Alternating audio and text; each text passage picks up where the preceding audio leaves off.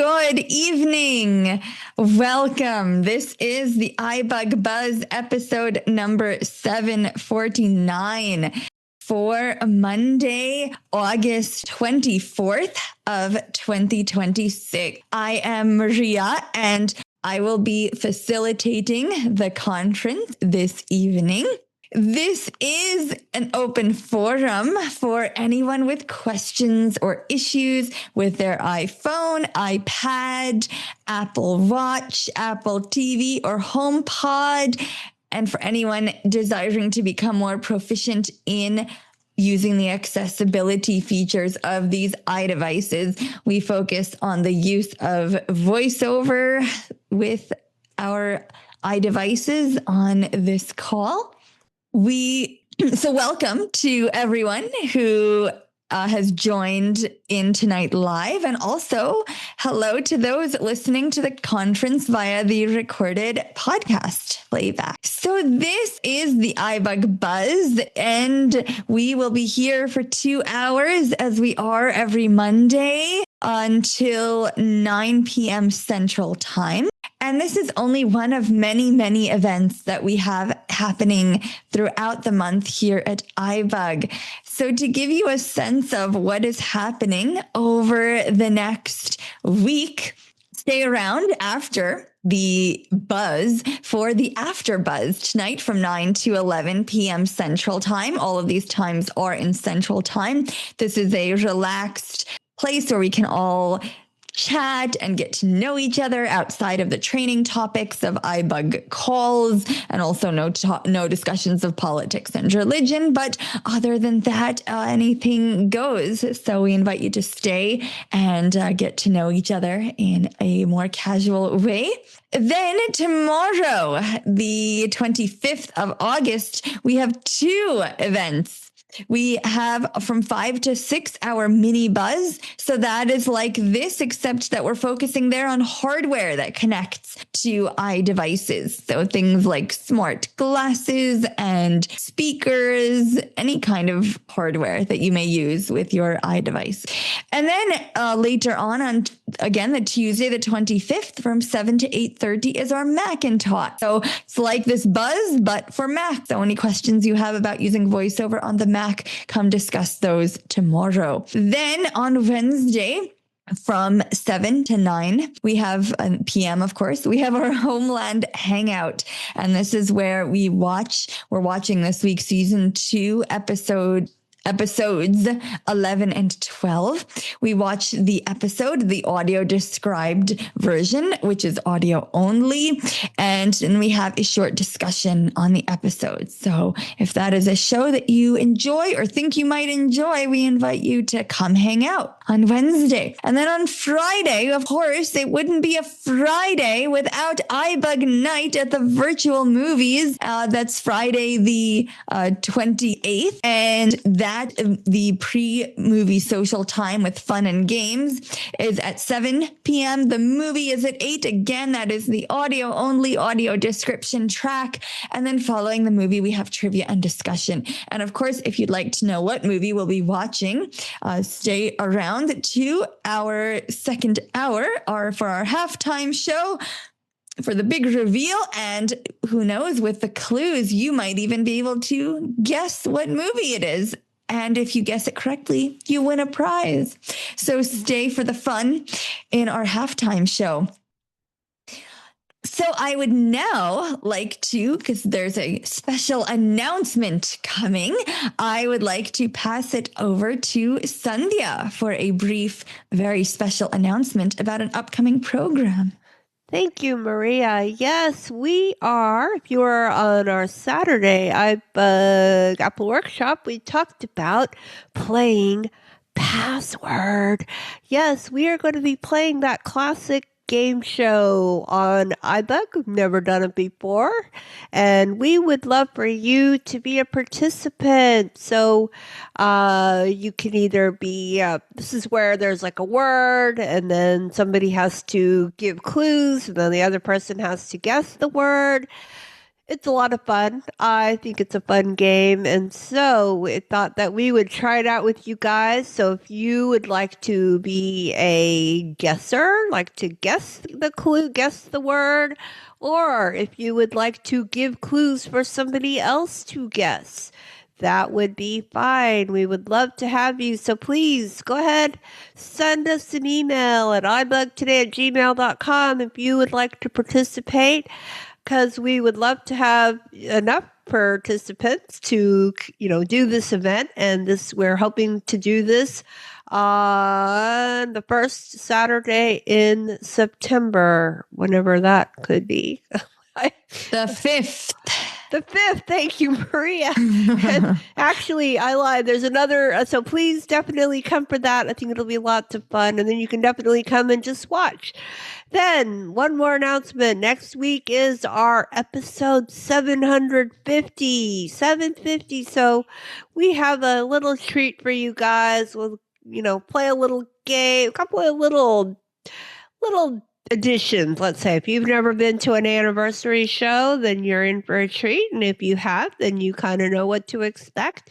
And either way, it should be lots of fun, a little bit of a trip down memory lane. So come on next Monday, next Monday, August 31st. I'm so confused.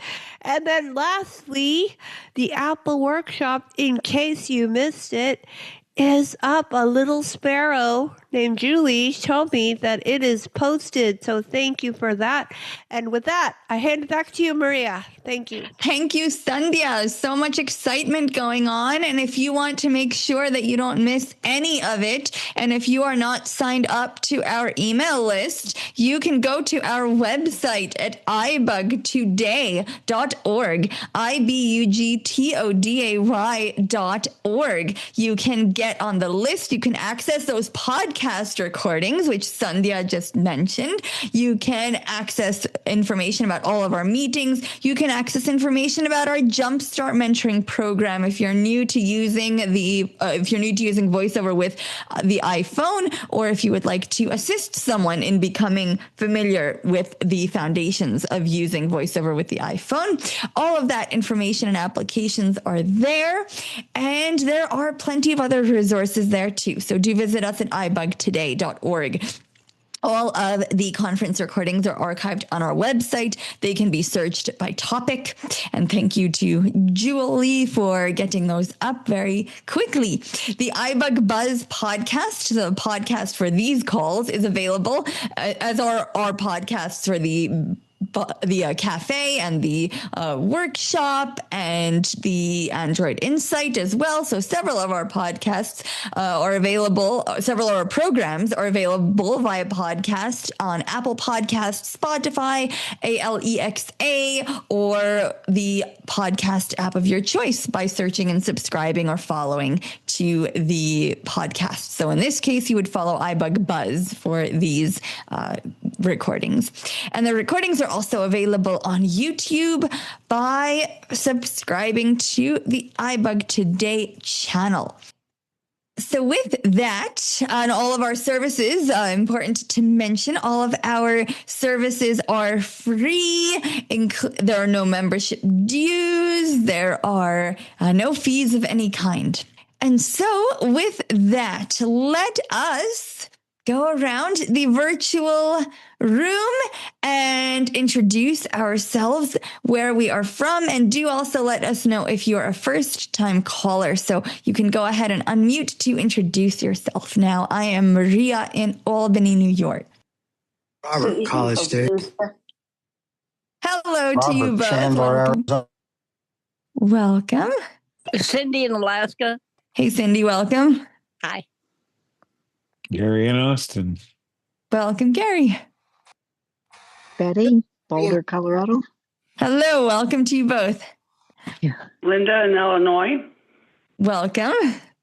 Patrice. Anyone else? Florida. Hello, welcome. Desi in Franklin, Tennessee. Welcome, Desi. Linda and Conrad. Hey, welcome, Linda. Elizabeth in Newfoundland, Canada. Hello, welcome. Thank you. Ned in Texas. Hello, Ned, welcome. Thank you. Ed in Georgetown, Ontario, Canada. Hello, welcome. Hi. John, BC, Canada. Hello, welcome. Shazadi St. Catharines, Canada. Hey, Shazadi, welcome. Thank you. Jody in New Hampshire. Hey, welcome. Hi, Maria. Julie Houston. Hey, Jules, welcome. Audio now unmuted. Joe from Ontario. Hello, welcome. Deb Anyone? from Kansas. Hey, Deb, welcome. Thanks, Maria. Anyone else like to say hello and introduce themselves? And if you're a first-time caller, let us know as well. Brian, north of Ontario. Hello, welcome to you both. Oh, I meant to say north of Maria. You are north of me. Fisher from Spring, Texas. Hello, welcome. Dawn from Houston. Hey, Dawn, welcome. Anyone else? Don't be shy. We'd love to hear your voice. But no pressure, of course. Just welcome. Cynthia from Texas. Hey, Cynthia, welcome. All right. Anyone else? Paul in Columbus. Hey, Paul, welcome. All right. Well, not hearing anyone else, welcome back to all of you. Thanks for coming back. Who'd like to get us started with our first question or comment of the evening? You can say your name and I'll acknowledge you, and then we'd love to hear what you have to say. This is Cindy in Alaska. Cindy, go ahead. I wondered if anybody has run into with the upgrade or if I messed up. I had at least 4 to 5 apps on my third page, and all of a sudden they disappeared from that page and went onto the library. Okay, so right now you do not have a third page. Is that correct? It's not just hidden. It's just literally no longer there. Right. Okay. Has anyone else had this experience? Sorry, who is that? Joe. Joe, go ahead. Yeah, it happened to me once, and I guess one thing I did was went to the what did I do? Went to the searched for them in the library, and then added them back to my home page. So you added them back onto presumably a page 3, given that your other 2 pages were full. I imagine iOS just put them onto a new page. No, I thought she said that she lost everything on that page. So correct. So if you do the search for them and put them, and then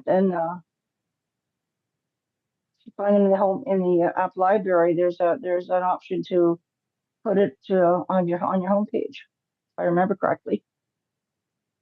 Yes, there's the edit apps, yes, option, and then you can put it on to whichever page. Yes. So it sounds like you had it happen, and you had that happen as well, and you basically just had to recreate that app arrangement. Mm-hmm. And the other one time I had it happen, I had a bunch of folders and I had to remember where everything was, but another time I didn't have folders, so all I had to do was just put them in the order I wanted.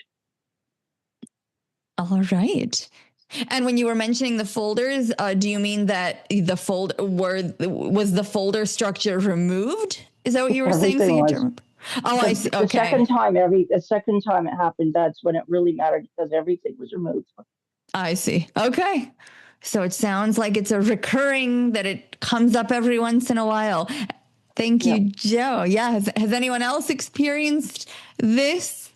I think I do remember now, as you're mentioning the folders, I remember some kind of a bug on Apple Viz quite a while back, though, which doesn't mean that it hasn't reoccurred. But I think I remember that bug about folders structure being stripped, and there was some havoc there with apps. Anyone else? I know it was a bug. Yeah. Mm-hmm. Yeah. All right. Well, I hope that helps. Cindy, then it sounds like you can either recreate, or if that's very labor intensive, remember you do also have the Spotlight search. You can search for apps. You can search for them in the library. You can ask SIRI at times to open them and such as well. So there are different ways if that would take a lot of work to get back to what it was. But it sounds like you're definitely not alone there. Thank you. Sure. All right.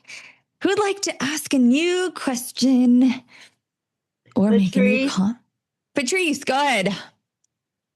And it was on a demo that you did on notes. All right, let's see what I did. Oh, you did wonderful. I just can't perform as well as you did. I use my finger swiping, and I found in the Notes app, I got to the checklist. I actually got that to work once. Then that was the only time I could do it. When I tried, I've got like about 18 of these almost started Walmart Notes things going on, but I cannot find anything under format, edit, checklist, which is what I'm dying to get to. A friend told me it should be on the toolbar to the left, but when I'm on the toolbar, I only get delete. I don't, and I've tried it with my keyboard, my Bluetooth keyboard, but I'm new to that. And I just found out after listening to you for the 6th time, because I'm slow, that you said something about it having specific controls. So I downloaded, not controls, but specific, you're going to have to help me, Marie. Right, and I'm trying to think now what I said, but I guess just and thank you for your kind words. And to your point, it takes the time it takes. It's not a race. We're all learning in our own time for sure. Are you looking to edit? Are you looking to complete the checklist item, or are you looking to edit what it is called? I'm looking to find it. I can't, when I got to it the first time when I was following along with you, but then I'm new to this iPhone. So, and working with this, but I got to it. I heard checklist. I did follow through and get the first part of it done with a checklist. I was so excited. And then when I went back to do it the 2nd, 3rd, 15th time, it would not give me anything but delete, activate, or new note. And that was it on the toolbar. I can't find format or edit, and I don't know what I'm doing wrong. That is helpful. All right. Well, let me open before I make a comment. I'll happily open up if anyone else would like to make a comment. Good luck. Okay. All right. Well, let me try. So you're because when you're mentioning the new and the activate and delete, it's making it. I'm thinking of perhaps the actions rotor item. So are you you're in the actual note, correct? Like you've opened up the note with the checklist? No, I have opened up the new note. And I used the 2-finger tap and said shopping list. And then I added 2 stores. And then the first time, as I was flicking right, I found the checklist and the format and all that. And it worked the first time. And that was with my fingers. Then I tried it with my keyboard, my Bluetooth keyboard, and that did not work. Interesting. And your edit, well, actually it shouldn't. I was going to ask you if you were in editing mode with your note, but it actually should not matter because it should show up on the screen regardless. I tried that list. I'm the thing where I can't remember what it's called, the gesture where you can pull everything in alphabetically. Oh, the item chooser. Yes. Okay. And I know I saw no format. I saw no edit. I saw delete, but. Right. And you're, and you are able to move with the keyboard, correct? Like it is moving you to different items.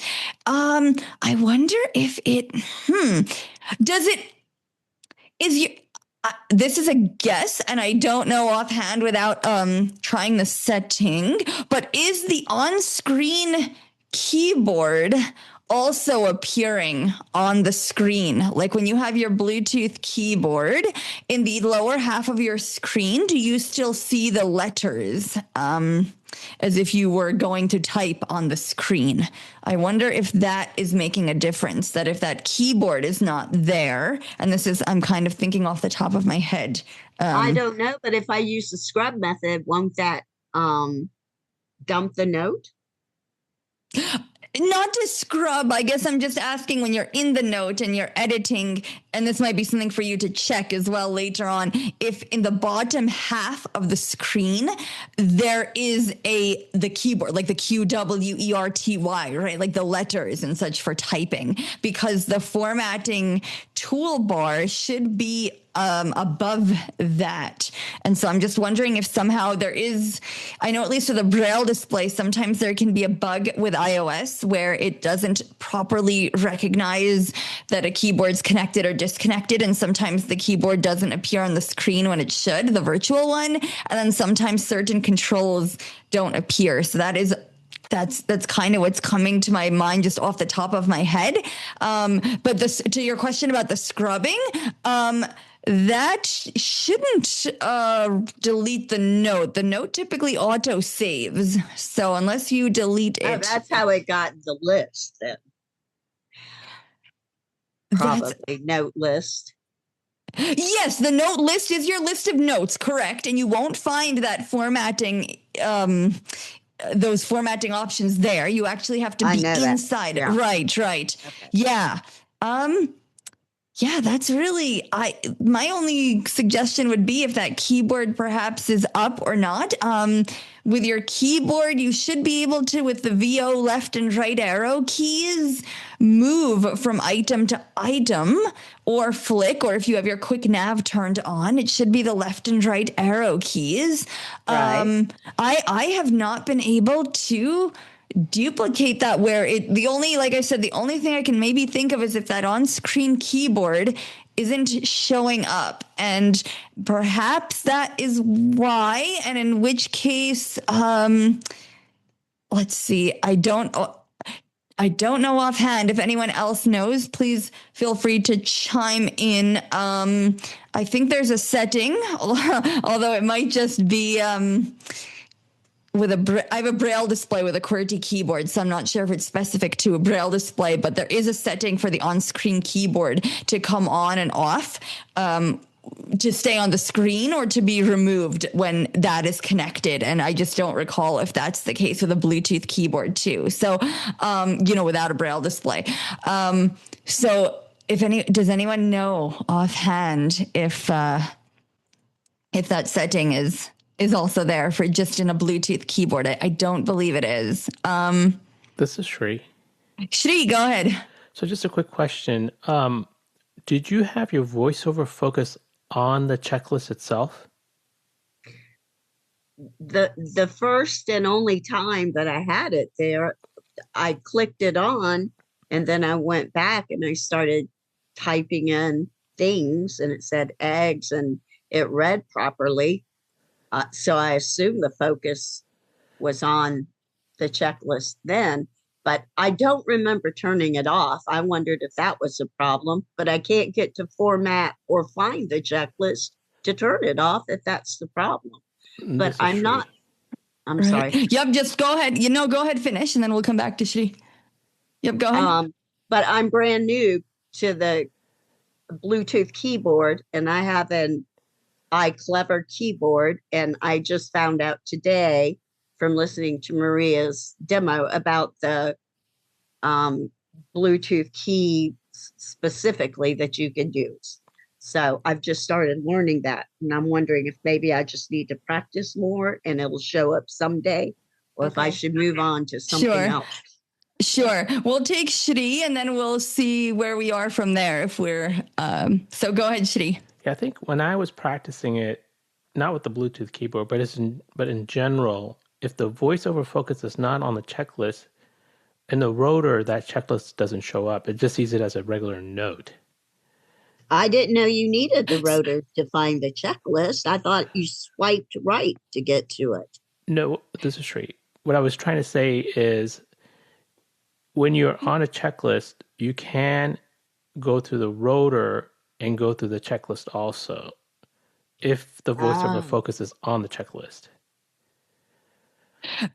Yeah, thank you, Shri, for that. Yeah, I think the issue that Patrice has also had, so that may be helpful for you, Patrice, in terms of the actual checklist, but I'm not quite sure why I can't duplicate. I haven't even gone into editing the note. I'm just focused on a note, and I haven't opened it up for editing.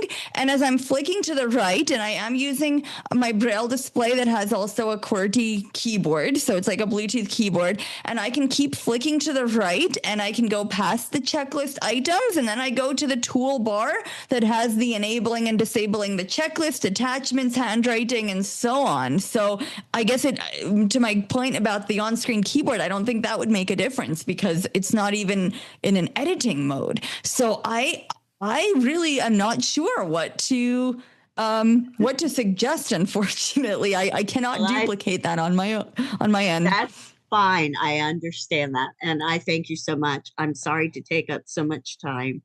No worries. Thank you for your question. It's good to know if someone else might be experiencing it. Perhaps there's some kind of bug. There's so many variables with these devices as well, with configurations and such. I mean, I literally had an app where a feature wasn't working until I uninstalled and reinstalled the app. So you just never know. Sometimes things they install over top each other and then things don't work as expected. So, perhaps with like a phone restart, or perhaps if you're running an older version of, with iOS, like to update it and such to get some kind of clean files in there. Hopefully, perhaps that might help you out, or even just like exploring by touch on the screen and seeing if you find it there. So good luck with that. I hope that that it's able to work out.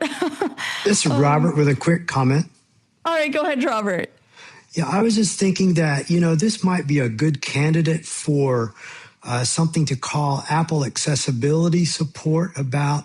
Tell them what you're trying to do and that you can't see the toolbar that contains the checklist options. They can log into the phone and share your screen and hopefully help you sort out where it is or why VoiceOver's not seeing it. It's just a thought. Thank you. Yes, thank you. That's a really good thought as well. Very good. So yes, Patrice, you definitely may wish to do that. All right, very good. So good discussion there. Let's see who else has a question or a comment, a new one. Someone who hasn't yet asked, you are welcome. Any new apps you've been trying or playing with, or recent updates? If anyone is wondering, the feature that I was just referring to, in case you're having the same issue as well, was a voice stream reader where the actions rotor items to delete, to rename, to move to beginning, the action items associated with items in the library had just disappeared. And I was able to access it via the context menu, the triple tap or the double tap and hold. And, but it was just gone. And then I had a gigantic app crash, which was a blessing because I uninstalled and reinstalled the app. And what do you know? My actions are back. So in case that's happened to anyone else. This is Al. Al, go ahead. Yeah, just wondering, any chess players out there? I haven't found an accessible chess app yet for iOS.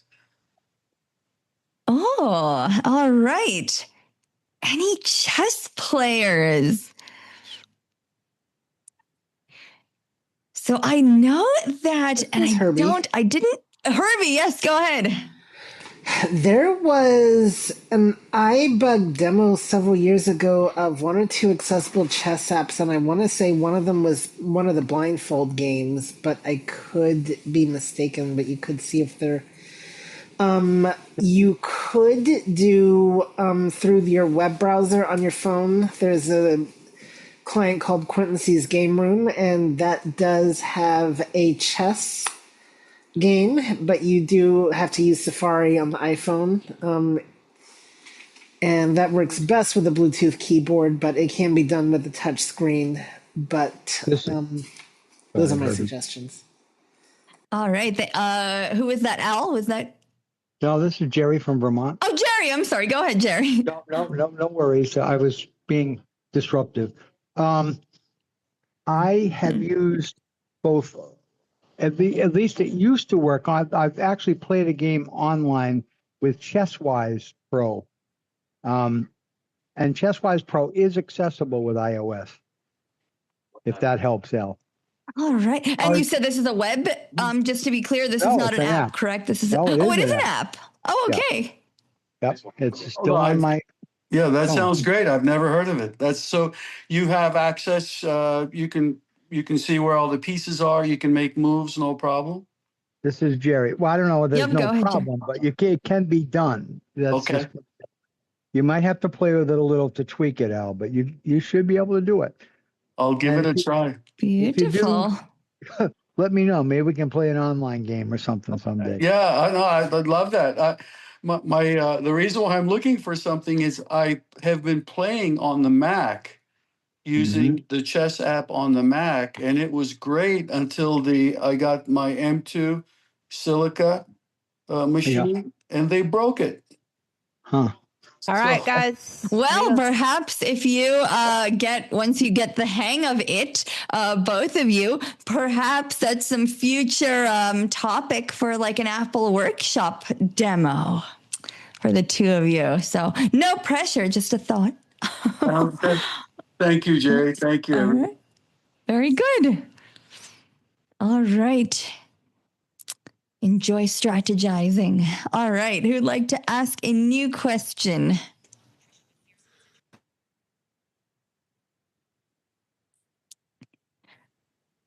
This is Ed. This is Dee. All right. We'll go to Ed first, and then Dee will come back to you. Ed, go ahead.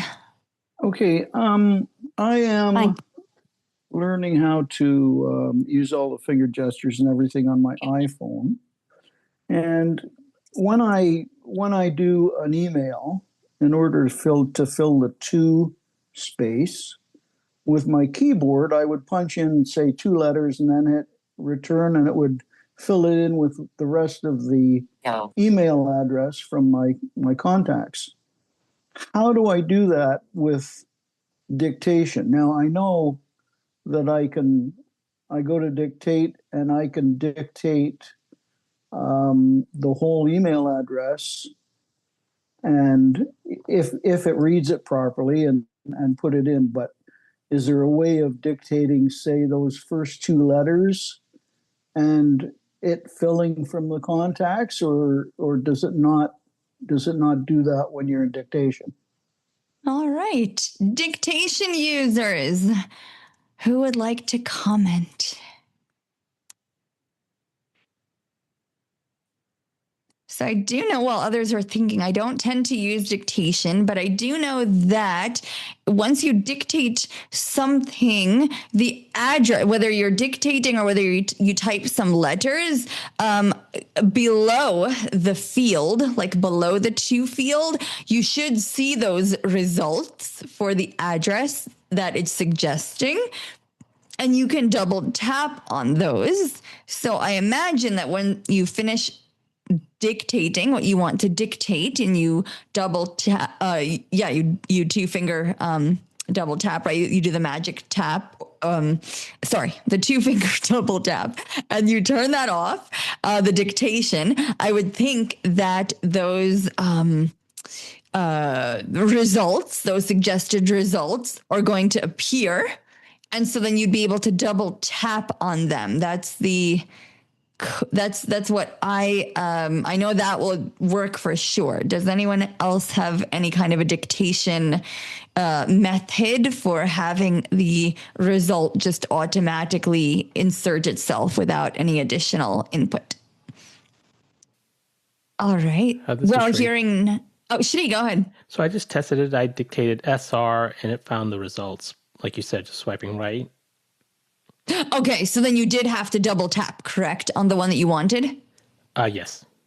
Okay, great. Thank you. All right. Well, there you go, Ed. I guess the answer is no to no further input, but at least you can find its suggestions and select one.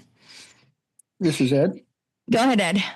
So I just tap in the letters, and I know it works the other way with a keyboard. So if I tap in the first two letters and then I just go back to results, it will be in there like it does come up, and then I just tap on it.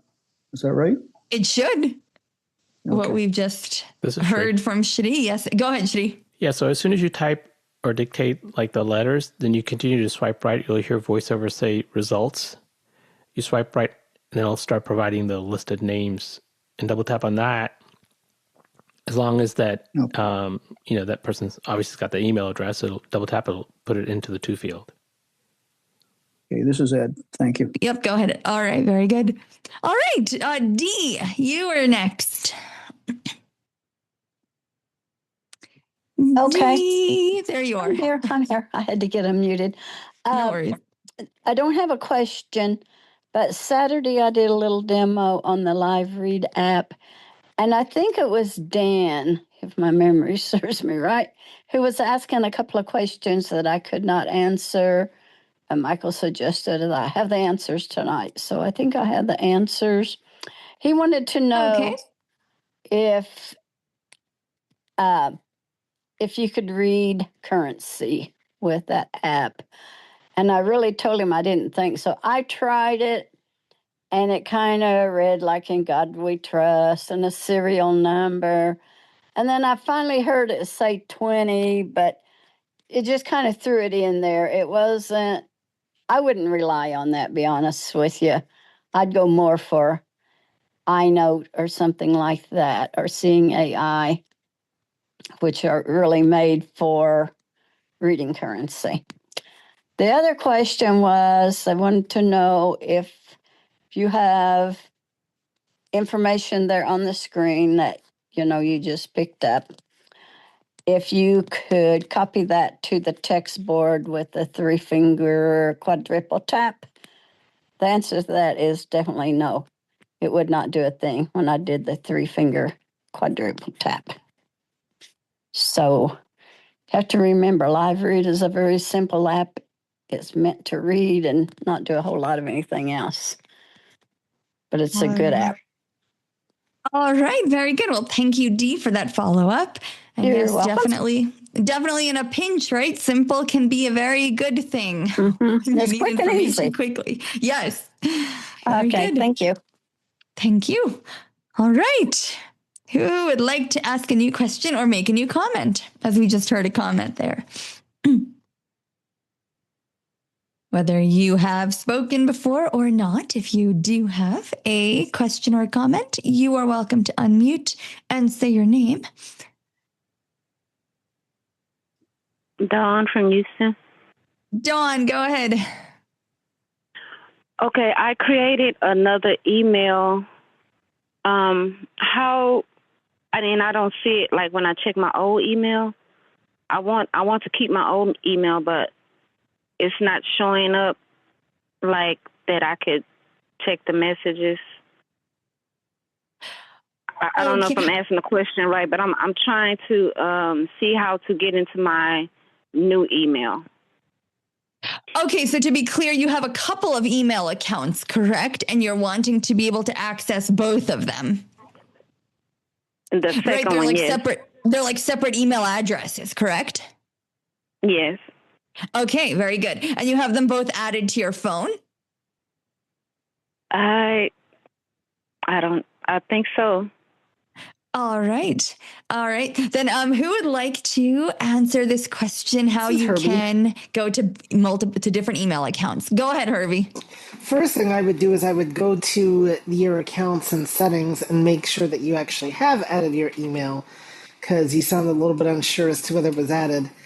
And then one of the things, the features I would use in the Mail app is if you go to the back button, if you go to the top, there's an option called All Inboxes, and I think you might have to add it first. That's a good question. You might have to go to where it says insert mailboxes and add all inboxes. But what that does is it combines your inboxes into one thing so that all your email accounts are combined, and then you get to see them all at once. Okay, thanks. Very good. So, Dawn, you have the option as to whether you would like to see them in each account separately in a folder, or then, as Herbie had suggested, if you do want to add that all in boxes, that would show them to you all together. Although that might be harder to know which one comes from which very quickly, if that was important to know. So, all right, very good. Yes, and thankfully iOS, I don't believe, or maybe I've just gotten lucky and haven't reached it, but I don't believe that the iOS Mail app has account limits as to how many accounts you can be signed in at once. I think at one point I was signed into like 17, and whereas other, for example, the Gmail app or Gmail in general, but that includes the iOS app, has like a limit of, I think, is it 12 or is it 10 or something? So I definitely appreciate that. It doesn't seem anyway. Maybe it's like 20. I don't know offhand, but if there is a limit, that it's a higher limit in mail. So I do appreciate that. All right. Who would like to ask a new question? This is Innie. Innie, go ahead. Hi. So I have a silly question and a serious question. The silly question, you mentioned the magic tab. Isn't that when you tab once and then you tap again and hold? Oh, no. The magic tap in VoiceOver is when you do a 2-finger double tap. It's like the gesture, if you think of like, in a call, it might hang up or answer the call, or like it might start playing music or stop music, right? It's very contextual in terms of what it actually does. So and that's, I guess, why it's called the magic tap. Sometimes you don't know what magic it's going to trigger. Yeah, I use that. And then what is the one when you do tap 3 times? 1, 2, 3 with one finger? Yes. So that actually that's the one that activates the menu that is associated with that item, the context menu. So that is the one that because the other way to access that one is the double tap and hold. So you can either double tap and hold, or you can do the triple tap with the one finger, and that'll open and again, it's a context menu. So like if you do it when you're focused on a link, you might have like a copy link or share options. But if you do it on an app, for example, on your home screen, you would have options associated with that app. For example, some app shortcuts, they depend on the app, like a new item or, whatever. It literally just depends on the app. So that's the context menu for the current item that you're focused on. Okay. Now my real question. Okay. When the other day I was typing and it kept replacing my letters, like I would think I typed and I go on end and it had suggested something else and it put on different word and I have to keep going back and start over and it will replace it. How can I shut that off? I don't want it to guess what I'm going to write and keep putting the wrong letters. Ah, yes, good old autocorrect. All right. Who would like to explain how to turn off the autocorrect and the text predictions? And just to make sure, Innie, what mode are you in? Like a touch typing mode? Or are you in the mode where when you lift your finger, the letter gets typed? Or are you in the one where you have to double tap each letter? Definitely double tap. Okay, and you're not sliding, you're not keeping your finger on the whole time, correct? Like you are lifting your finger to do the double tap. Okay. Correct. Great. This all right. is Jody. Jody, go ahead. Yeah, I don't think it matters what typing mode you're in, but you want to go to your settings app, and then you want to go to general, then you want to go to keyboard, and then you want to turn off autocorrect.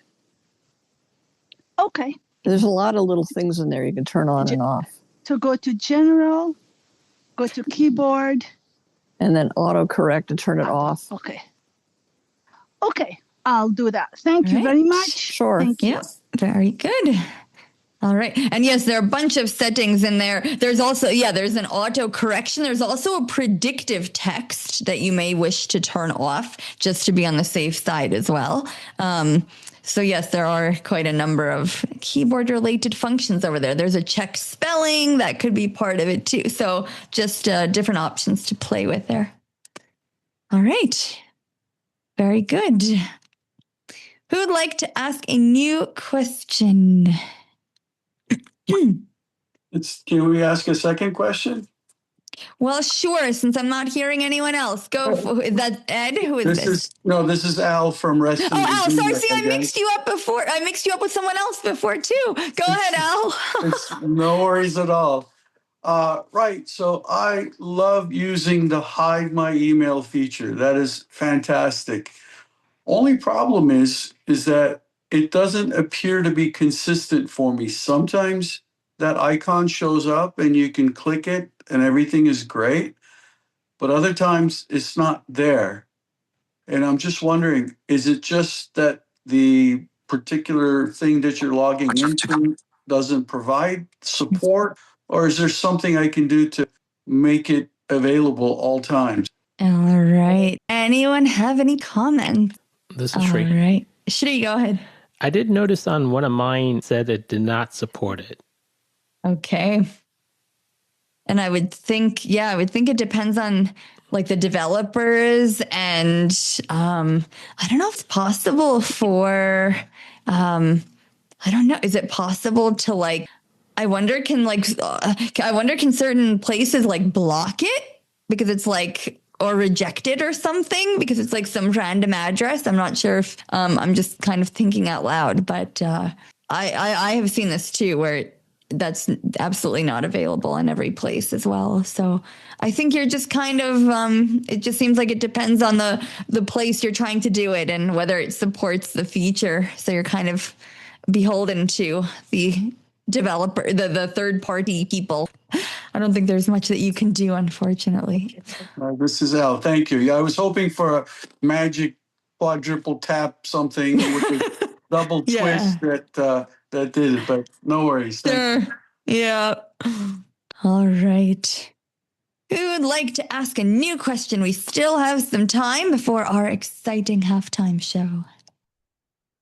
While you're thinking, I feel inspired to, since I hear some lovely geese outside my window, I feel inspired to share, not that iBUG endorses any of these apps, this is me personally sharing, that there are lovely apps that you can use on your phone for nature-based sounds. Like there's one called Nature Space, and there's one called Pure Nature, and there are also some background sounds and oh goodness, I think it's accessibility and hearing. I haven't done it in a while since I used the other apps, but there are other apps, of course, as well. But there are some background sounds that you can enable just to be always on when you're doing some tasks as well on your phone. I think I did a byte about that quite a long time ago that I need to revisit my own byte. But yes, there are definitely accessible options for nature apps. This is Patrice. Patrice, go ahead. Well, this will be my second question. Is that cool? We're not hearing anyone else, so that is cool. Go for it. Oh, okay, cool. This is a real novice question. That's okay. I know it will help me when I do because I try to do that instead of typing anything to dictate. But I also heard that it will answer and shut off a phone. And I've tried it. Sometimes it's successful, sometimes it's not. Is this true? When you say shut off do you mean hang up a call? Hang up. I'm sorry. Hang up from the phone call.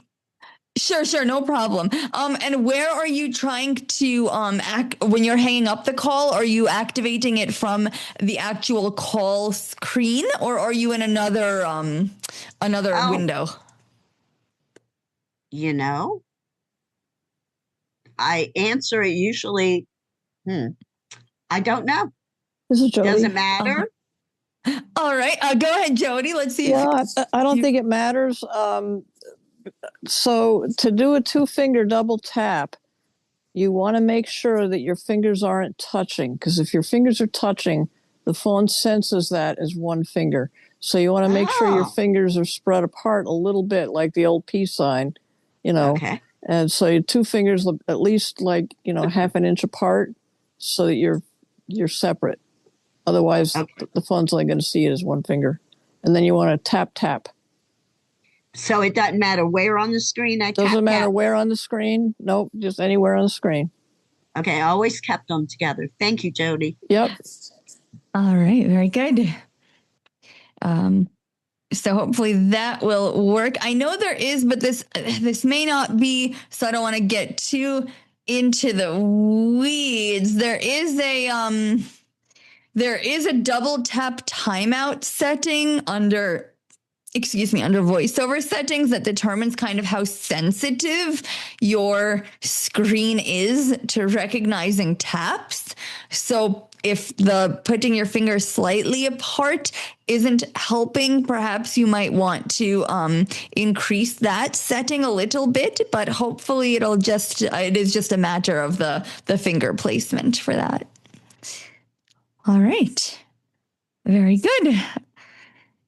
Who would like to ask a new question or make a new comment? A comment. Robert's comment. All right, Robert, go ahead.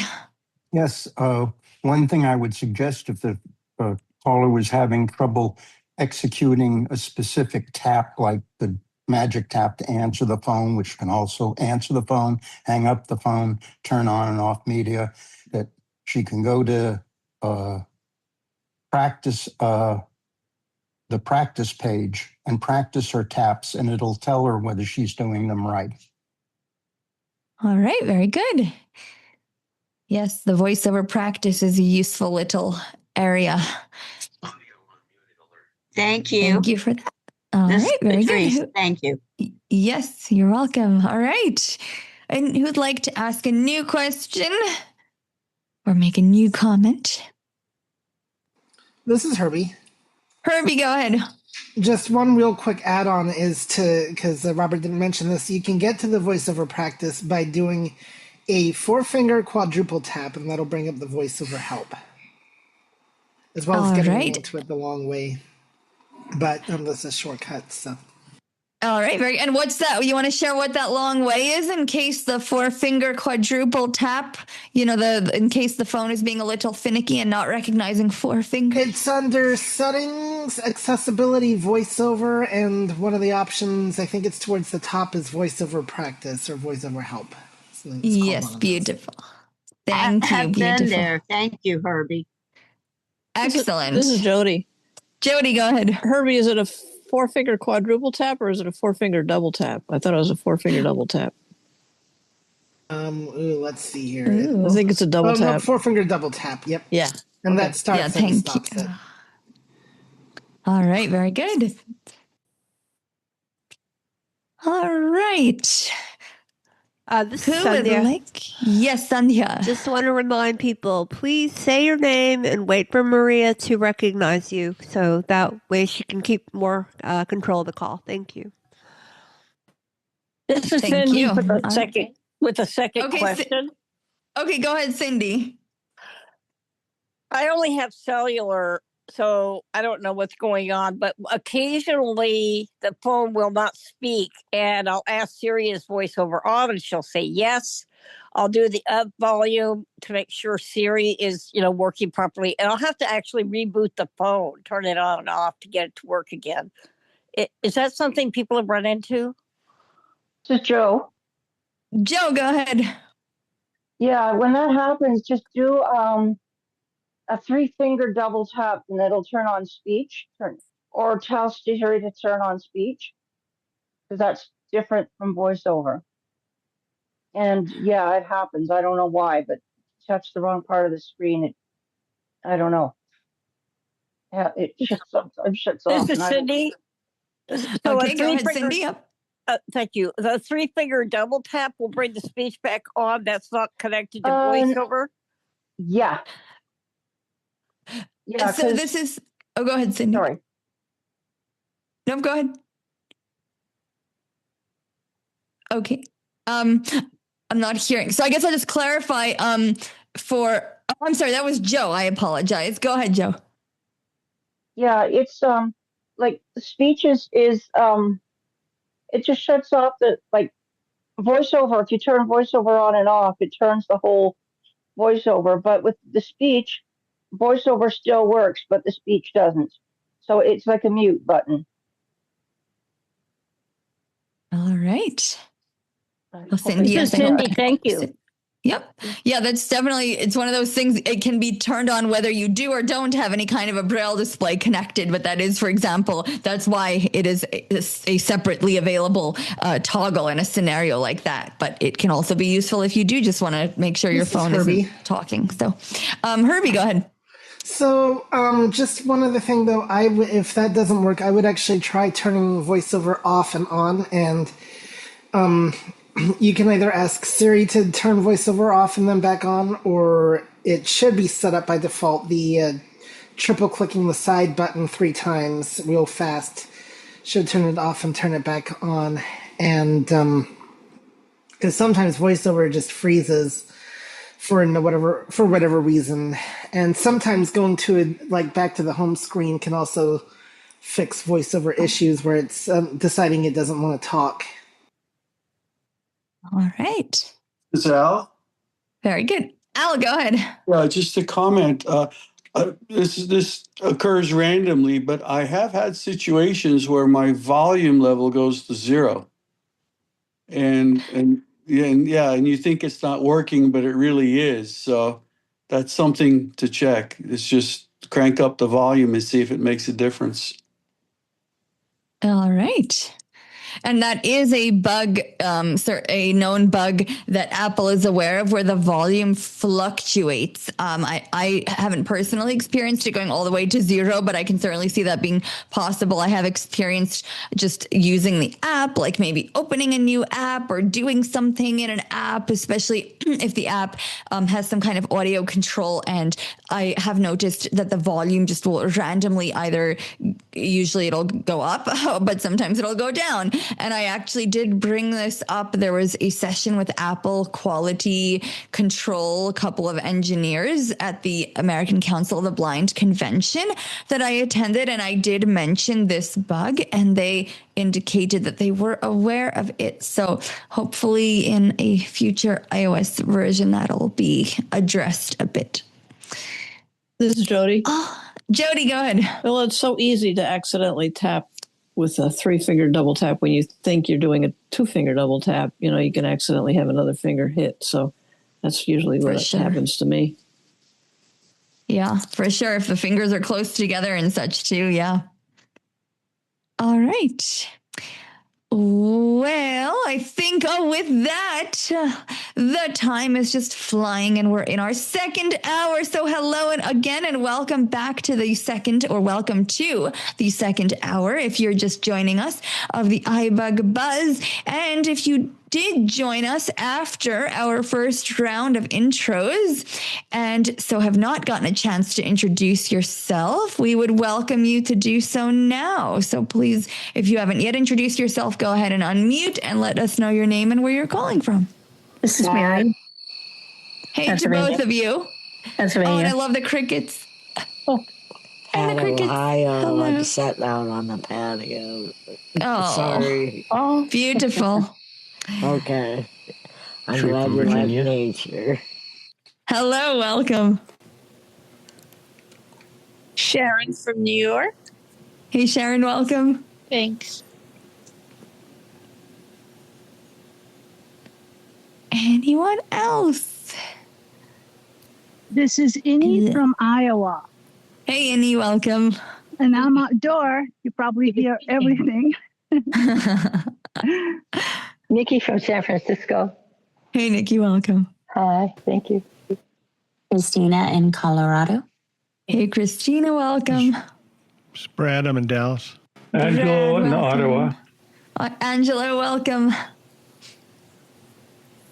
Anyone else? Dale from Cleveland, Ohio. Hello, welcome. Teddy from Boston. Hey, Teddy, welcome. Anyone else? Audio now. This is Jake. Did you guys hear me earlier? Hey, Jake, welcome. I'm not sure off the top of my head, but welcome either the first time or again. Okay, thank you so much. Thank you. Anyone else? This is Mary from Pennsylvania. I didn't know whether you heard me before. Hey, Mary, welcome. Anyone else who hasn't yet gotten to say hello? Audio mute. Audio button. All right. We hear that you're unmuted, but not sure who you are, so. All right, then. Well, welcome to you all. And it is now that exciting time where we get to find out what movie we're going to be watching on Friday. And so let's see if the iBUG guy is out there.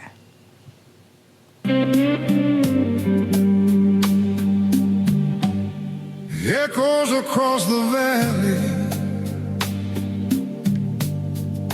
calling from the storm. Every sound becomes a memory when you're walking on your own. Yes, yes, yes. We are back for another wonderful time of guessing what the movie's going to be this week. Oh, man, and I don't know if anybody cares, but that was a lost 1973 psychedelic blues little jam session with Pink Floyd and Santana. So there you go. Okay, let's see. Well, before we get into the clues, we're going to have another fun fact. Keeping on the food theme carried over from last week. Oh, let's see. Anybody here like cauliflower? It's not a very popular product, but vegetable. I guess it's a vegetable. Any cauliflower lovers out there? I love cauliflower. Okay. I love it too. Okay. Roasted. And love it. Nikki I loves love it too. All right, Steve. all right. Along with broccoli. Cream sauce. All right. So I heard some people I love roast it. it. Yeah. Some people boil Raw. it.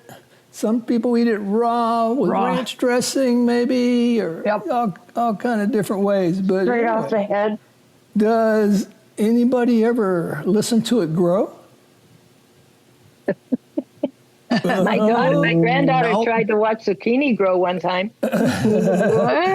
Okay, well, it just so happens if the growing conditions are just right, the weather, the soil, all of that kind of good stuff, then cauliflower grows really quickly.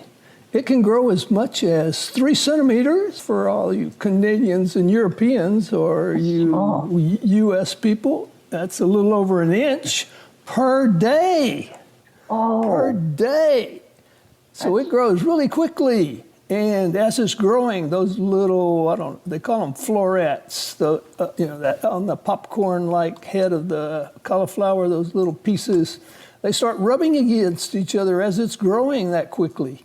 And it makes a little noise. Wow. And so, you can, some of the farmers say, well, they call it cauliflower creek. And then there's some people, other agriculturists describe the tone as a soft, squeaky noise. I don't know if do we have any people from Wisconsin? Or anybody's had, what do you call that, cheese curds?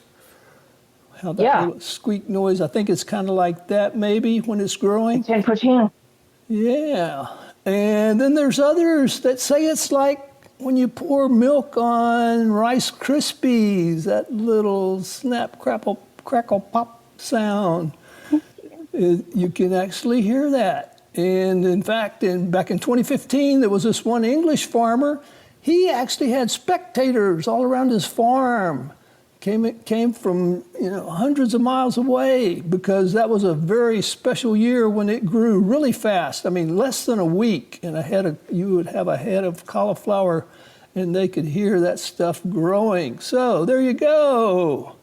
And another little fact: faster it grows, the sweeter the produce is. So I don't know how you can find out at your grocer how fast the cauliflower grows, but that's one way to get more sweeter cauliflower.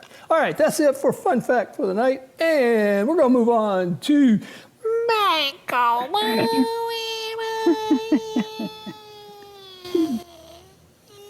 Come back, Michael.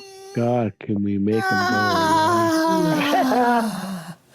What does he say? All right. Yes.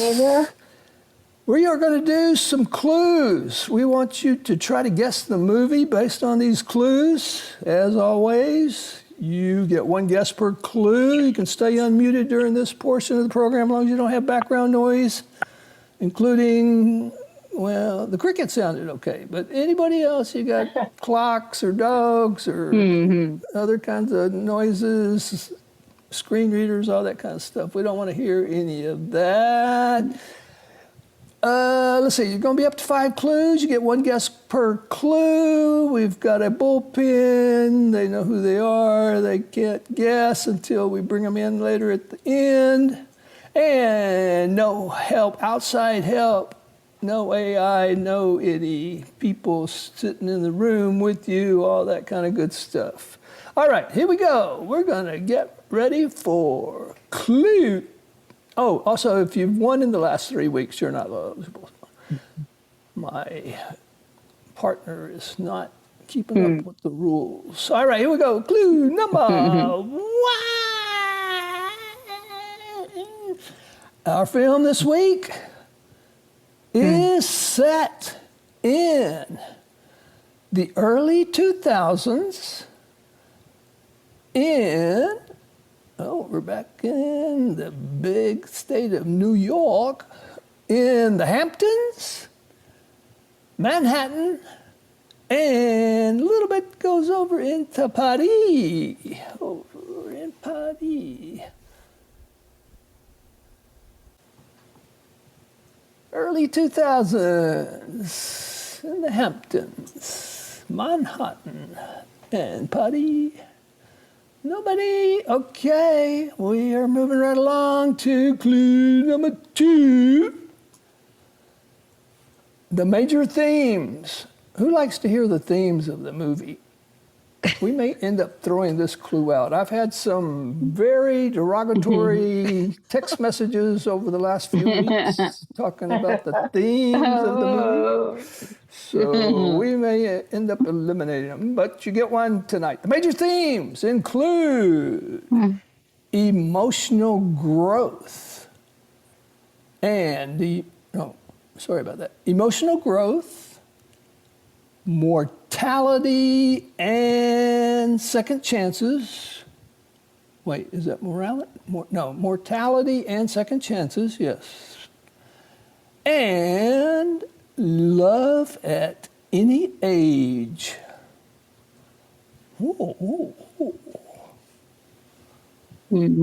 I'll repeat that one more time. Emotional growth, mortality and second chances, and love at any age. Love is a mini splendid thing. Marty, you might have shown this already. Dead Poets Society. Dead Poets Society. Yes, Marty, we've shown it before. Good try, though.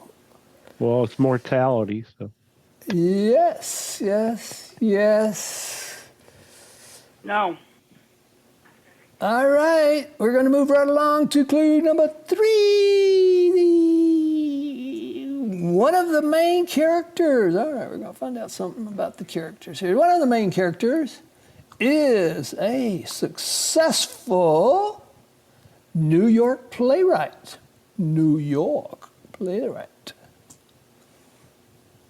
Successful New York playwright. Something like that's no help. How many people got in here? 60. 65. Oh my gosh. Somebody out there. It's Mary. Mary, go ahead. Would it be that the remake of Hamlet? The remake of Hamlet. I'm going to have to caucus with the judges on this one. Yeah. Hamlet. Yeah. Yeah. No, the remake. There's been a bunch of remakes. Okay, Mary, the judges say you must provide a decade when that was the one you want. There have been many remakes of Hamlet. Which decade? And it's a talkie. It's a talkie, so you can start from like the 1930s on. So would that be this decade, the 20s? The 2000? 2020s? Yeah. Oh, a modern version of Hamlet. Well, that was pretty, not even close. Good try, good try, good try. Come on. All right. Anybody else? Anybody else? All right. We're going to move on. Yeah, All right. Clue number 4. We're going to find out about another character. Another of the main characters owns a major hip-hop recording label. Oh, he's one of those music exec type guys. Ooh, Is it a rabbit?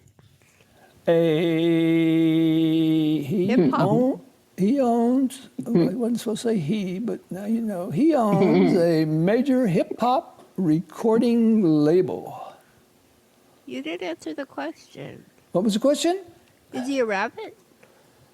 Rabbit. Hip hop? Don't be silly. All right. Anybody else? Anybody else? Come on, All right. guys. We're getting down to the nitty-gritty. Our 5th and final clue. Oh, this is a long one, so bear with me.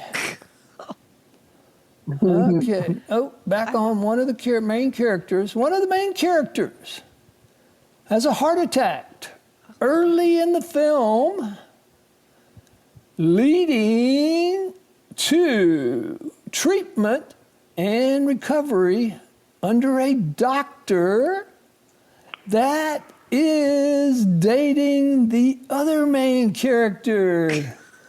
Ooh, and thus we see a love triangle. Ooh, we love triangles. We love any kind of love angles.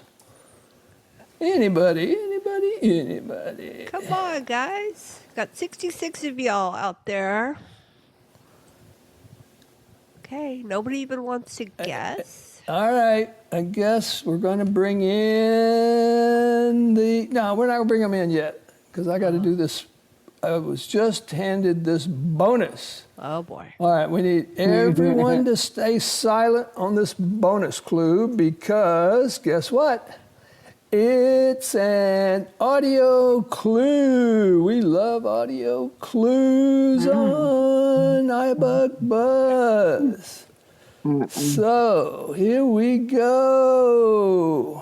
It's about a 30-second little clip. Angels sing from above. Everyday words seem to turn into love songs. Give your heart and soul to me, and life will always be la vie en rose.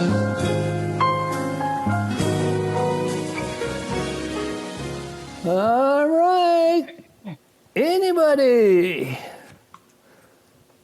Can you tell who's singing? What happened, everybody? We totally bombed on this one. We? I had several writers put together tonight's clues. Okay, let's ask the bullpen, maybe. All right. Oh, yes, I forgot about the bullpen. Okay, bullpen, we're opening the gate. Come on out. Mooing or not. Man, what happened? Everybody. Absolutely no clue. No clue? Even No you? No clue.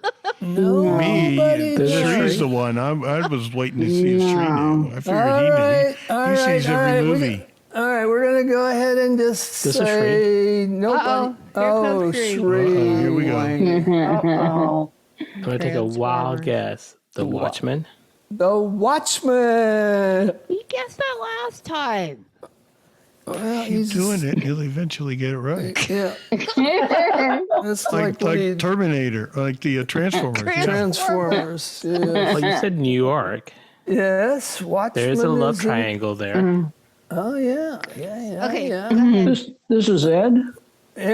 Well, hang on, Ed. We haven't discerned whether Sree may be good or not. Hurry, What was his answer? Hurry, scurry, Watchmen. Watchmen. Not this week. Good try, Sree. Okay, moving on to Ed. We got to hurry. The music remind me of Paris in the Spring or Springtime in Paris or something. Would there be a movie by that name? Maybe. Would it be the one? Is that your final answer? Springtime in Paris? Springtime, Paris in the springtime, I think. Paris in the springtime. Well, Mr. Ed, guess what? That is still not the right answer. Good try. No! The movie we're seeing this week is Something's Gotta Give. Starring Jack Nicholson, Diane Keaton, Keanu Reeves. It came out back in 2003. It was not a blockbuster, but it's a comedy romance thing, you know. You guys probably may or may not like it, but whatever, we're going to show it. And some of you may have seen it now that I've said it. Anyway, it's a fun little movie.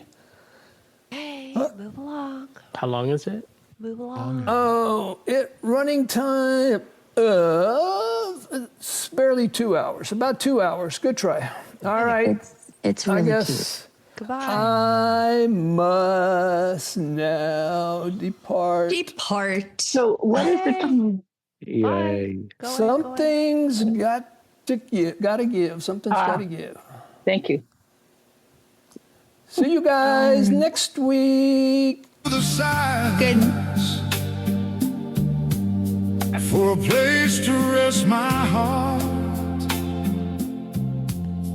but the road kept moving onward.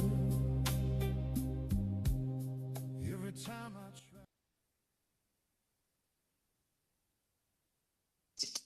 Thank you, Mr. McCulloch.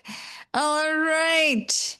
So now it is time for our iBUG Byte. And thank you to Sandhya, who has stepped forward and produced the iBUG Byte for this evening. So I'm going to hand it over to Sandhya to introduce what we're going to be hearing.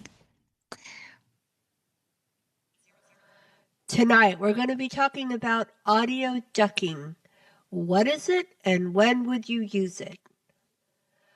Audio ducking is a feature that allows VoiceOver to continue at its fixed volume, but then the sound or audio of whatever other input like music or a podcast, that will be ducked. So audio ducking. So therefore you will always hear VoiceOver And then the other sounds will be ducked, so that way you don't miss anything important that VoiceOver is saying. All right, so there are some choices as far as when do you want this feature to be activated. So first of all, we need to open our settings. Open settings. Settings, heading. So once you get into settings, you're going to look for accessibility. Have to swipe down a bit. Personal hotspot, battery, button, general, button, accessibility, button. Double tap. Settings, back button. Swipe right. Accessibility, personalize iPhone in ways that, vision, heading, VoiceOver, on, button. Double tap there on VoiceOver. VoiceOver, switch button, on. Keep swiping right until you get to audio. Braille, button, VoiceOver recognition, verbosity, button, audio, button. Double tap. VoiceOver sounds and haptics, button. And then VoiceOver, back button. Swipe right. Audio, heading. VoiceOver sounds and haptics, button. Audio ducking, when speaking, button. Audio ducking. So let's double tap on that. Audio ducking, heading. And so we're in audio ducking. Off. So these are the three choices that you have. It can be off. Selected, when speaking. When speaking. Like when VoiceOver is speaking. Always. Or always. So those are the choices. I'm going to demonstrate how this will work. So right now I have it as when speaking. And then I'm going to open a Bard book so we can hear how it works. Home, face, Bard mobile. Play, button. Specify the problem on a postcard or letter addressed to Rewind, Library of Congress, National Library Service for the Blind and Print Disabled, Collections Division, 101. Stop. So whenever I swipe my finger and VoiceOver is talking, you're going to hear how the book volume is going down, and then it comes back. So let's try that again. Independence Avenue, Southeast. Mail stop number 4960, okay, I'm Washington, D.C. Rewind, 20540-4960. Or send an email message to QAS Rewind, button. LOC. Stop. All right, so that was when speaking. Now I'm going to go back to the settings and put it on off, and then we'll see what happens. App switcher. Settings, active. Selected, when speaking. Heading, off. Okay, we're going to put it on off. Selected, off. Off. Now we'll go back to the Bard book. App switcher, Bard mobile, active. I'm going to play the book now. Separated by an inlet off the Persian Gulf from metropolitan Abu Dhabi, the capital city of the United Arab Emirates, UAE. Book number, Nearby in the neighborhood, the Louvre, Abu Dhabi, opened in 2000. Stop. There, the sound or volume of the book, in this case, National Geographic magazine, did not diminish when I was swiping VoiceOver. Okay, so now I'm going to put it on always, and let's see what happens. App switcher. Settings, active. Go to audio ducking, heading. Selected, off. When speaking. Always. Double tap on always. Selected, always. Go back to our Bard. Bard app switcher, Bard mobile, active. Okay, now mobile. It's going to start Living history, playing. article. 17, plus the Guggenheim Abu Dhabi and a new national museum. So you both can rushing tell to that the completion volume at the same time is as the Natural pretty History low. Museum. Much of the rest of the island is also Author. under construction, with Narrator. high-end hotels and housing Book number, for the DB crowds National Geographic all these _ 2026, institutions 04. are expected to attract. Name brands, celebrate. Stop. So I don't know if it's a personal preference to how you want to have audio ducking set, but I think my preference would probably be off. But it's up to you, so definitely go and try it out. And also, you may want certain audio ducking settings different depending on the app that you're in. So you could also put the audio ducking setting in your rotor, and that way you can change that more quickly on the fly. So good luck and have fun.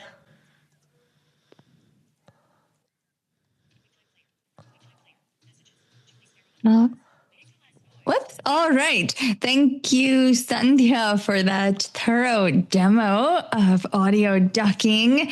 Quite a useful voiceover feature. Would anyone like to ask any questions relating to audio ducking? This is Mary. Okay. All right. We'll have Mary first. Oh, hi. Okay, so I listen to YouTube a lot, and you always have the commercials that come on suddenly in the middle of a sentence from what you're listening to. I'm presuming would audio ducking work with that? With where if I put it on speech, oh boy, well, with where the commercial the volume would go down as I'm looking to skip that commercial. This is Sandhya. All right, go ahead, Sandhya. I'm not sure if the volume is different. I mean, it's just keeping your voiceover volume constant, depending on how you have it set up. But you're trying to see if it'll, I don't think it would. You're just going to have to try it out. But you're just trying to avoid having the loud commercial, right? That's the problem. Yeah. And this is Mary. Also, what I usually do is I will, when the commercial comes on, I swipe either left or right, to skip the commercial or, and so. Skip ad, yeah. Okay. So sometimes it's hard to hear. This is Marty. Yes. Okay, Marty, is this a comment on this question or your question? I think you were going to ask a question. No, as well, I have a question about this. Yeah. Oh, okay. This is free. 1 moment. So just to clarify, are we still, Shri, are you wanting to make a comment on Mary's question? Yes. Okay. And Marty, were you going to make a comment on Mary's question or you were going to ask a new question? A new question about this audio so ducking. Yep. All right. So let's finish Mary's question and then we'll come back to you. So Shri, go ahead. So Mary, if I understand you correctly, so what you're trying to do is you're swiping right, which obviously the voiceover speaking is going to start announcing. And when you get to the skip ad button, you're hoping all that stuff sounds low. Is that correct? I'm hoping that I think the commercial would sound lower. Okay, this is Shri. Yeah. The only time it's going to sound low is when voiceover is speaking. All the other time it's just going to be going back to normal volume. Okay. All right. Which I think, Mary, is what you might be looking for because you're trying to get to the skip ad button, right? And you were saying that it's hard to hear when the audio ducking is not enabled, right? Because voiceover and the ad are coming in at the same volume. So you may find, so then you may find that this audio ducking feature does help because it should, in theory. I haven't tried it myself either since I'm typically using a Braille display, so I haven't actually tried. But in theory, I would think, if, for example, with always and such, or, if it's in all contexts, there's no reason it shouldn't. It's, YouTube is a separate audio source, so the volume should go down so you can find that skip button. So this is Shri. Sounds like it's worth a try. Yep, go ahead, Shri. Yeah, you are correct. I've done it that way, and it does dim the back sound as long as voiceover is speaking. Okay, perfect. Go ahead, Thank Sandhya. You were gonna. Yep. You were going to make a comment? Yeah, let's just keep going. Okay, we're going to go to Marty's question. Okay, Marty then. So my question is, what's the difference? Because with speech, the audio volume will decrease, like when voiceover, when you're. So what's the difference between speech and always, I guess? Yeah, that was what I was demonstrating. When you put always on there, it's the audio of the book or whatever media is a lot. It was lower. I didn't change the volume. That was the same setting throughout the whole thing. So it's always low. And then you've got the voiceover. Whenever you touch the screen or whatever, you don't have that up and down. It's just constant. You can hear your voiceover all the time, and there's no change in modulation, of the media. So that's the difference. In other words, whether there's voiceover or not, on always, the volume will always be lower of the audio stream. Okay, right. Thanks. All right, one more question. We got to move on. Anybody It's else? Robert with a comment on that. Go ahead. All right, go ahead, Robert. One place where that always feature really comes in handy is if you are on hold on a phone call and they're playing music in the background, but you want to use your phone to do something else. You can get that music to go way down, and you can hear voiceover really great. All right, very good. Thank you for that. All right, any other questions on audio ducking or comments? Okay. Al? Well, all right, Al, go ahead. Yeah, I think there's also a percent ducking setting as well, which indicates what percentage you want the ducking to occur. Yes, this is Sonia. Yes, there's more to it, but we're trying to keep it as a simple demo. But yes, you can control how much the volume, is ducked. Yes. Thank you. Thank you. This is Ed. Go ahead, Ed. Yeah. Is there any way of audio ducking the voiceover voice? If you're hearing something else on the screen and voiceover starts talking, could you get it so it would duck instead of the actual thing you're listening to? Yeah, that's a different issue, but that would probably be just turning off your speech, and then you don't have to hear it. Okay. There is also a voiceover volume. It's just called volume, but it's a voiceover volume that you can add to your rotor. And then you could go into that and lower into that rotor item and lower the voiceover volume. But that would kind of be a more constant volume lowering until you raised it again. So it wouldn't quite be a ducking, but it might help. Okay. Okay. This is Ed. Thank you. Yep. All right. Very good. So now, with it being the 4th week of the month, it is our week for iToys. So now I'd like to pass it on to Herbie to share with us about some fun gadget that we can use with our iOS devices. Herbie. Okay, would help if I turned on my mic. All right, so today we are actually going to have a very, very special guest with us, and his name is Shri. You should know him. He runs this little thing called iBUG Cafe. But he is going to talk to us about an interesting device that can be useful for people that don't want to directly interact with the touchscreen. And it is called the Nano Knob. And Shri, do you have anything you want to say before we play your file? Nope. All right. Then here we go. Hello, everyone, and welcome to the August 2026 iToy segment. This is Shri Roy, and in today's presentation, it's all about giving my fingers a vacation from having to perform some basic finger gestures. So, Shri, how are you going to navigate without having to touch the screen? Oh, I see. You're going to use voice control. Or, better yet, you're going to use an external keyboard. But the answer to these questions are no. But I do have a very simple device, and that device is called Nano Knob. And Nano Knob is spelled N as in Nancy, A is an apple, N is a Nancy, O is an Oscar, N is a Nancy, O is an Oscar, B is in Bob. And the knob can be configured to be used on an iPhone, on a Mac, as well as Android devices. This compact device is made out of aluminum, and it does have a large round dial on top of the unit. This dial easily rotates to the left or to the right, and I do get a haptic feedback when I rotate the dial, and there are no other buttons on this device. The unit weighs 6.6 ounces.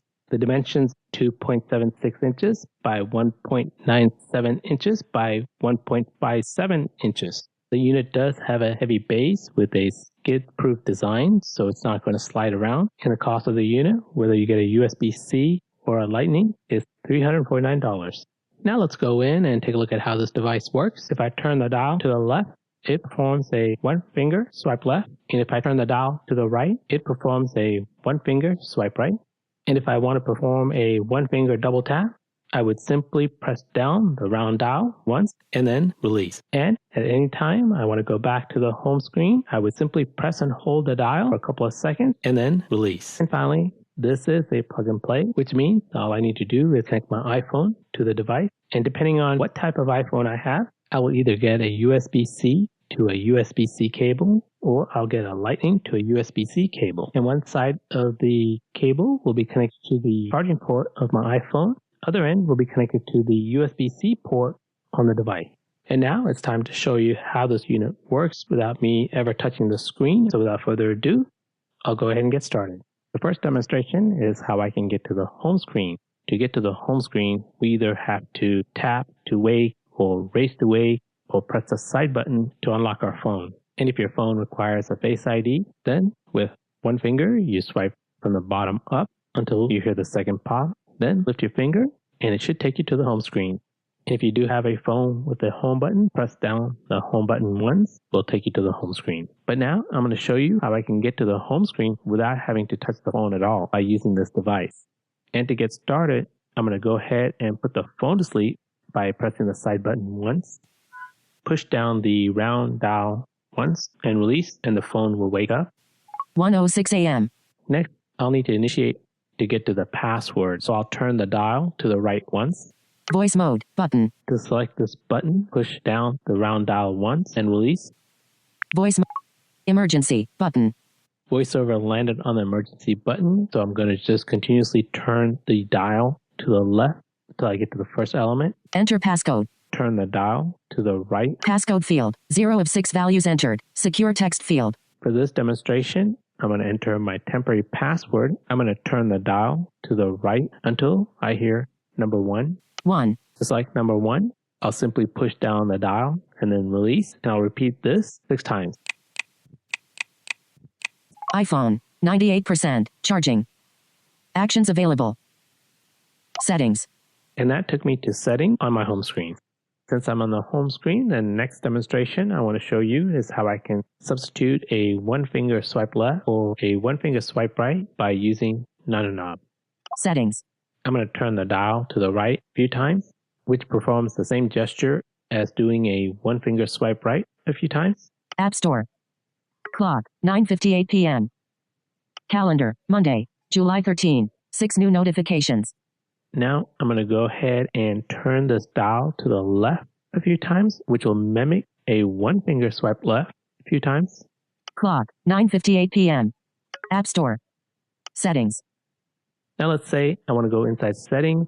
All I need to do is push the dial button down once and release, which will mimic a one-finger double tap. Settings. Settings. Heading. To go through these settings, continue to turn the dial to the right. Free Roy, Apple account, iCloud Plus, and more, button. Family, button. Airplane mode, switch button, off. At any time I want to go back to the home screen, all I need to do is press and hold down the dial for a couple of seconds and release. It will take me back to the home screen. iPhone, 99% charging, settings. So to summarize this, turn the dial to the left, performs a one-finger swipe left. Turn the dial to the right, performs a one-finger swipe right. Press down the dial and release, performs a one-finger double tap. And press and hold the dial, performs a gesture going to the home screen. The next part of my demo I want to show you is how I can send a message using Sound and Knob. I'm going to turn the dial to the right, and just to save some time in the recording, I'm going to bypass these elements until I hear messages. Messages. Push down and release the round dial to select it. Messages. Sandia. Pinned. Now that my voiceover focus is on Sandia, I'm going to send her a message. To go into this conversation, I'll press down the round dial and release to select it. And remember, that performs a one-finger double tap. So, Sandia Rao. Thank you. 7:44 p.m. Continuously turn the dial to the right until I hear the text field box of the iMessage. Message. iMessage. Text field. Push down and release the round dial to select it. Insert message. Text field. Is editing. iMessage. Insertion point at start. Now that I have the insertion point, that means the virtual keyboard is now available. As we all know, there are a few different methods in how we can enter information into a message. In this example, I'm going to show you how I can dictate a message to Sandia using Sound and Knob. And just to save some time, I'm going to turn the round dial and quickly bypass all the other elements until I hear the dictate button. Dictate button. Push down and release the round dial to select it. Since I am screen recording this part of the presentation and I have the mic turned off, you will not hear my dictation. But to stop the recording, since my voiceover focus is already on the dictate button, simply press and release the round dial. And for me to listen to what I just dictated, turn the round dial to the right. Your iMessage. Hi Sandia, I hope you're doing well. Turn the round dial to the right until I hear send button. Send button. To send the message to Sandia, push down the round dial and release. Send. So, as you can tell, I was able to send Sandia a message by dictation without ever touching the screen by rotating the round dial either to the left or to the right. And when selecting something, simply push down the round dial and release to select it. And the last thing I want to show you is how I can go into our iBUG Today's Zoom conference call. So the first thing I need to do is find Safari on my home screen. So with the Sound and Knob, I'll turn the dial to the left or to the right until I hear Safari. Safari. Push down the dial and then release. Private browsing. I do have iBUG Today website saved as one of my favorites. I'll turn the dial to the left or to the right until I hear it. iBUG Today. Home button. To open this website, push down the dial and then release. Email link. Continue to turn the dial to the right until I hear open menu button. Open menu button and banner. Push down the dial and then release. Close menu. Once again, I'm going to continue to turn the dial to the right until I get to the Zoom room. Zoom room, link and navigation. To go inside the iBUG Today Zoom conference link, push down the dial and release. Zoom room, join our Zoom conference. Heading level 1, main, landmark. Now I'm going to continue to turn the dial to the right until I get to the HTTPS Zoom link. https://zoom/zoom/j/74284863229. PWD equals M003RMZA3PTBWRLZ00XBS is 4YTLMUT09. Link. Push down the dial and then release. Alert. Open in Zoom. Turn the dial to the right until I hear the open button. Cancel button. Open button. Push down the dial and then release. Zoom in progress. Cancel button. Next, I'll continuously turn the dial to the right until I hear the join button. Choose audio button. Mute my audio button. Start my video button. iBUG Today's personal meeting room. Join button. Push down the dial and then release.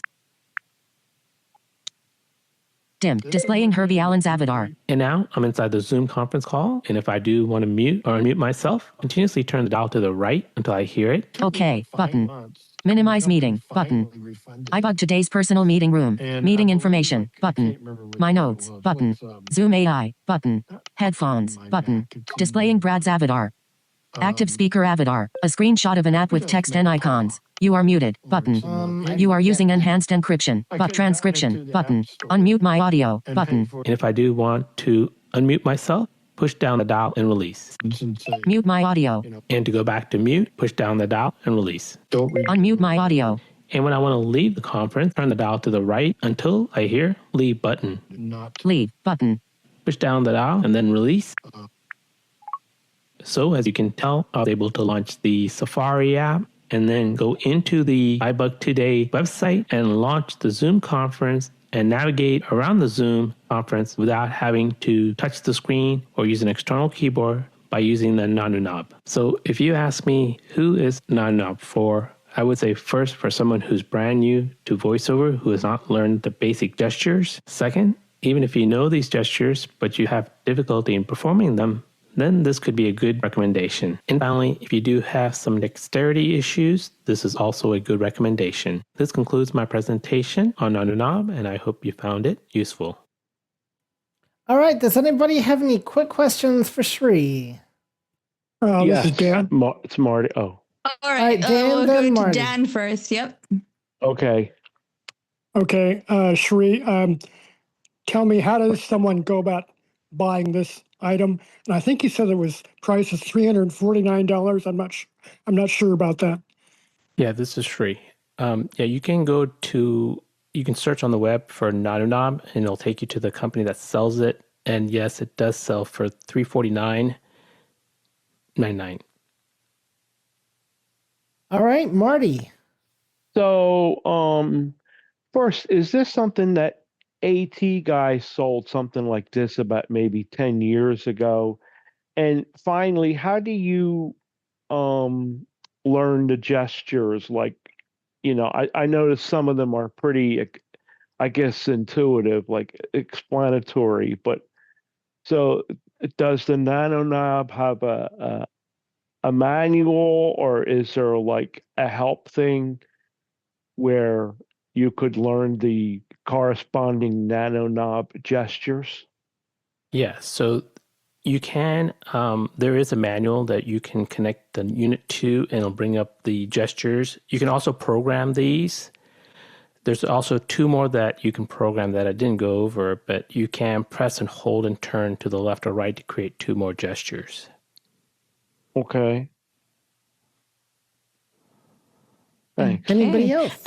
And I think maybe the device that Marty, you were talking about with the AT guys, I think that was a different device. It was something called like 06 or something, and I believe that's been discontinued. Okay. So my question for you, Shri, is I noticed you went all the way to the unmute button to unmute in Zoom, but since the two-finger magic tap works almost anywhere in the screen, have you tried using it anywhere else to see if you don't have to go through all that laborious process? Well, this whole exercise was trying to do this without touching the screen at all. Right. But what I was asking is, can it mimic, do you know if it can mimic that two-finger magic tap gesture anywhere, or is it, yeah? I don't know if we can program one of the other two settings to do that. We'd have to see. From what I read from the manufacturer, as long as it's a simple gestures, it can be programmed to do it. Okay. All right. Anybody else? This is Ed.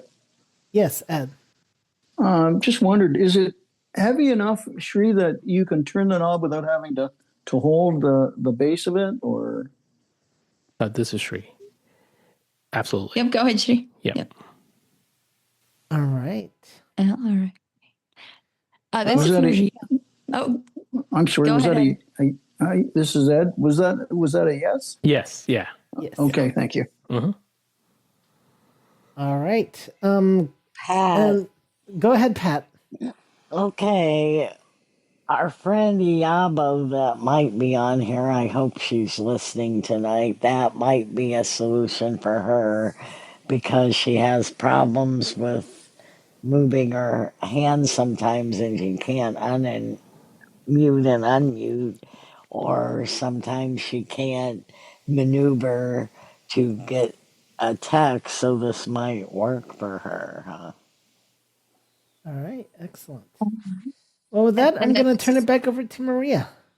All right. Thank you, Herbie. I'm wondering, Shri, since we have an audience from a lot of places, I taught NanoPack, and I couldn't tell you what, but I could have sworn that they're only a dealer that services certain states.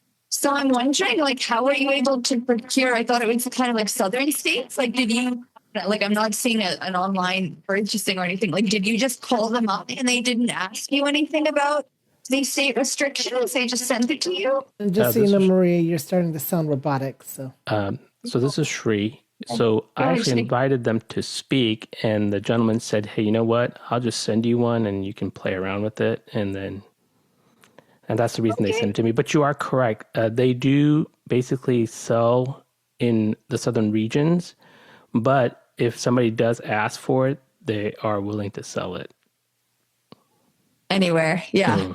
Like in the US or some such. Okay, yeah, that makes sense. Okay. Just figured we'd clarify that since we have people from lots of places. Very good. All right. This is Marty. All right, go ahead, Marty. Sheree, do you know by any chance the name of the company, and do you know if Amazon would sell it or? This is Sheree. No, you'd have to buy directly from them. I don't recall them letting me know that it was available online. They don't sell a lot of these, so it's pretty much they give it to you based on. Do you know the name of the company offhand, or? I don't know the name off that's okay. my head, but if you do search on NanoKnob, the company will come up. You had it was mentioned in the demo, so it's called NanoPac. So NanoPac.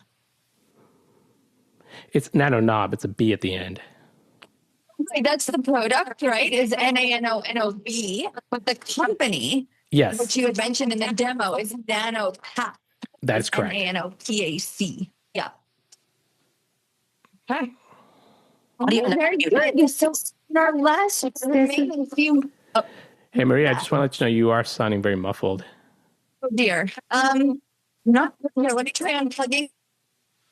I'm sorry. Did somebody else have a question? This is Brenda. Yeah. I was just going to say, I think NanoPac is located here in Tulsa. They are. Because I know exactly where they are.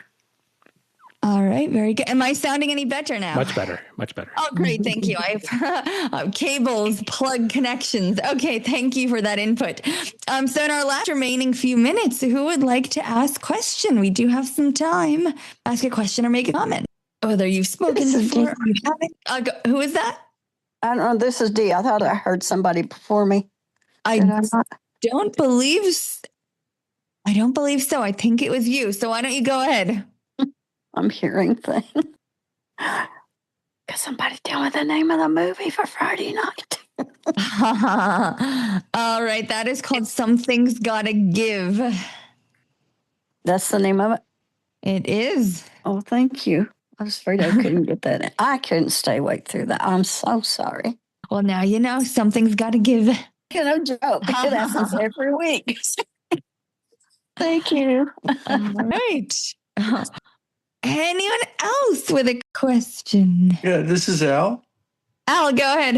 Just curious, is anybody aware of a location that caters to blind folks who are traveling alone? I want to just go someplace and just sit down and relax and not worry about anything. Any location?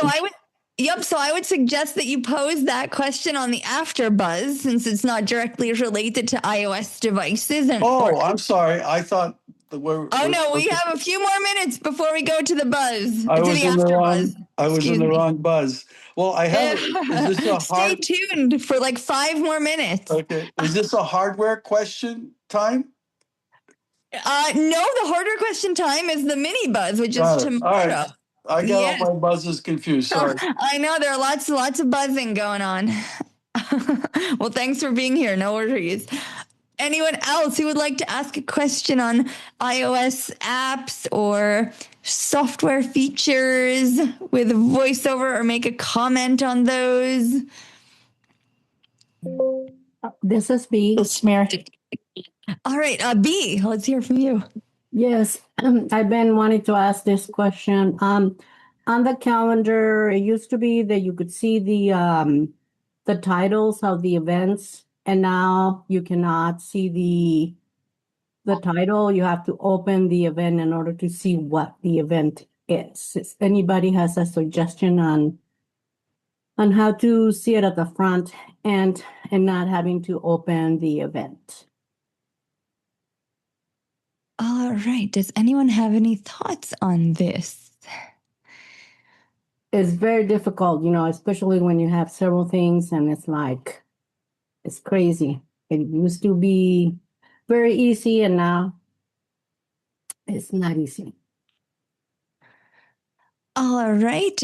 So B, I'm wondering, because I actually can't duplicate this. I am seeing titles. If you go in the upper, I'm sorry, not the upper, the middle part, but of the upper part of the screen. So upper middle part of the screen, there's a button that says what your view is. And so if, for example, if you have it on a single day view, it'll say single day.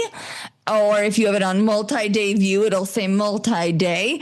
And I think what you're looking for is the list view, in which case it would say list. So I would suggest that you perhaps check that item and see what it's called, or it'll also just depending on where you are in the calendar. Like if you're looking at a